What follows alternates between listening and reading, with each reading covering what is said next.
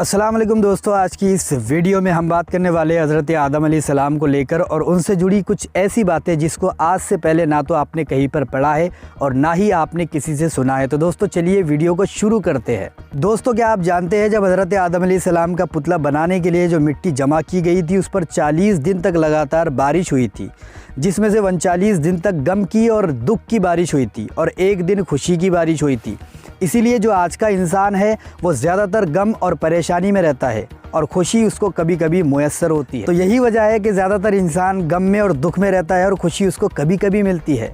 दोस्तों क्या आप जानते हैं, जो हज़रत आदम अलैहिस्सलाम ने सबसे पहली जो रोटी बनाई थी, अपने लिए खाने के लिए जो रोटी बनाई थी, उसका जो अर्ज़ था, उसका जो चौड़ाई और लंबाई थी वो 500 गज़ की थी, जिसमें से एक गज़ 3.5 फुट के करीब का होता है। तो आप लगाओ अंदाज़ा कितनी बड़ी रोटी बनाई थी हज़रत आदम अलैहिस्सलाम ने। दोस्तों क्या आप जानते हैं, जब हज़रत आदम अलैहिस्सलाम इस दुनिया में आए थे तो सबसे पहले उन्होंने अनाज कैसे उगाया था। मैं आपको बता दूं, हज़रत जिब्रील अलैहिस्सलाम ने उनको जन्नत से कुछ दाने ला करके दिए थे, जिसकी तादाद 7 थी। वो 7 दाने हज़रत आदम अलैहिस्सलाम ने ज़मीन में बोया था और उससे हर एक दाने पर 1 लाख बीज निकल रहे थे। तो इस तरीके से सबसे पहली जो है तो फसल इस धरती पर उगी थी, जो कि हज़रत आदम अलैहिस्सलाम ने उगाई थी। दोस्तों क्या आप जानते हैं, हज़रत हव्वा अलैहिस्सलाम जो कि हज़रत आदम अलैहिस्सलाम की बीवी थी, वो कितनी मरतबा हामला हुई।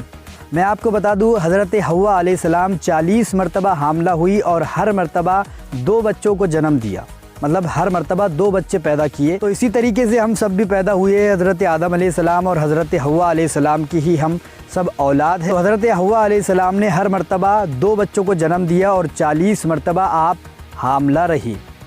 दोस्तों क्या आप जानते हैं कि हज़रत आदम अलैहिस्सलाम का कद कितना लंबा था, मतलब उनकी लंबाई कितनी थी।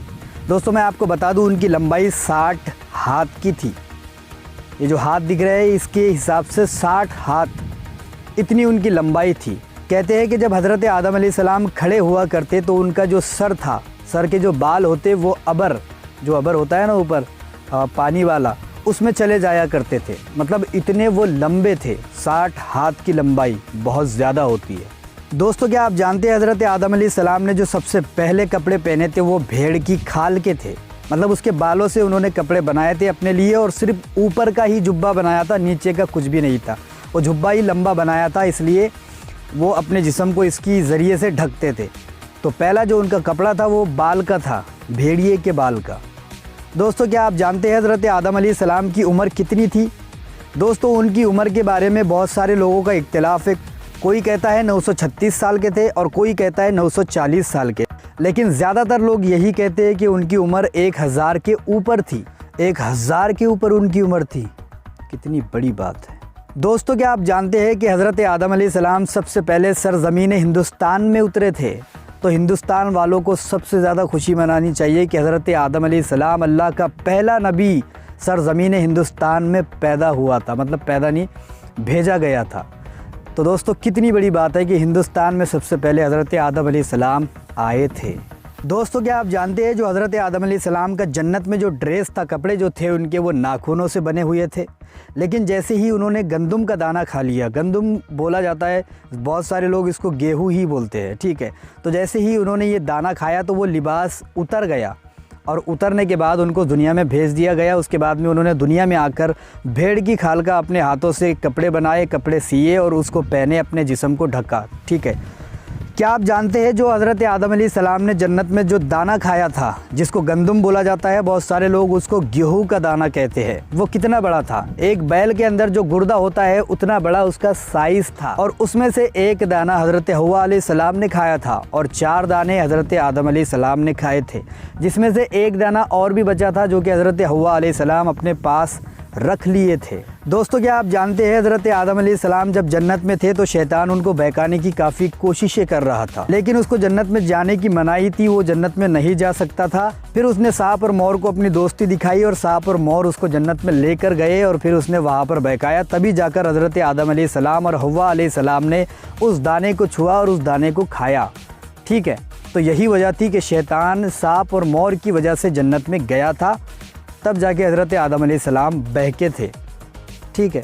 दोस्तों क्या आप जानते हैं, सबसे पहले हज़रत आदम अलैहिस्सलाम ने जो जन्नत में गंदगी की थी, मतलब जो गंदगी हो गई थी उनके हाथों से, उसको खाने के लिए अल्लाह तबारक व तआला ने सूअर को पैदा किया था। तो सूअर का जो सामने का हिस्सा था वो जन्नत में जाकर आया था। हज़रत आदम अलैहिस्सलाम का मैला कुचेल खा के वापस आया था जो सूअर था, तो आगे का जो हिस्सा था उसका जन्नत के अंदर गया था और पीछे का नहीं गया था। ठीक है, तो ये एक फैक्ट है कि सूअर भी जो है तो आधा जन्नत में जाकर के आ चुका है। क्या आप जानते हैं जब हज़रत आदम अलैहिस्सलाम इस दुनिया में आए थे तो 350 साल तक वो रोते रहे थे। 350 साल तक रोने के बाद में उनके दिल में एक ख्याल आया था कि दुआ यूँ करनी चाहिए कि ए अल्लाह, वास्ता तुझे मोहम्मद और मोहम्मद की आल का मेरी ख़ताओं को बख्श दे। जैसे ही ये सुनना था, अल्लाह तबारक व तआला की तरफ से निदा आई कि हमने तुझे बख्श दिया है। और फिर अल्लाह तबारक व तआला ने पूछा कि तू मेरे मोहम्मद को कैसे जानता है। तो हज़रत आदम अलैहिस्सलाम ने बताया कि जब मैं जन्नत से निकल रहा था, जन्नत के हर दरवाज़े पर, हर पत्ते पर मैंने नाम मोहम्मद को देखा था। तो ये बहुत बड़ी बात है कि हमारे नबी वो है जिसका वसीला हज़रत आदम अलैहिस्सलाम ने भी लिया है। तो दोस्तों, अगर आपको ऐसे ही वीडियो देखने हैं, अगर आपको ऐसे ही फैक्ट वाले वीडियो देखने हैं तो मुझे कमेंट करके ज़रूर बताएं। तो मैं ऐसे ही वीडियो आपके लिए लाता रहूँगा, किसी न किसी के टॉपिक पर, किसी न किसी के ज़रिए से हर चीज़ के बारे में मैं आपको बताऊँगा फैक्ट के तरीके से। अगर आपको ऐसी वीडियो अच्छी लगती है तो मुझे कमेंट करके ज़रूर बताएं। और ऐसे ही वीडियो देखना चाहते हैं तो इसको लाइक शेयर ज़रूर करें। और ऐसे ही वीडियो देखने के लिए चैनल को सब्सक्राइब तो करना ही पड़ेगा आपको, तभी आप देख पाओगे, क्योंकि ये भी एक फैक्ट है।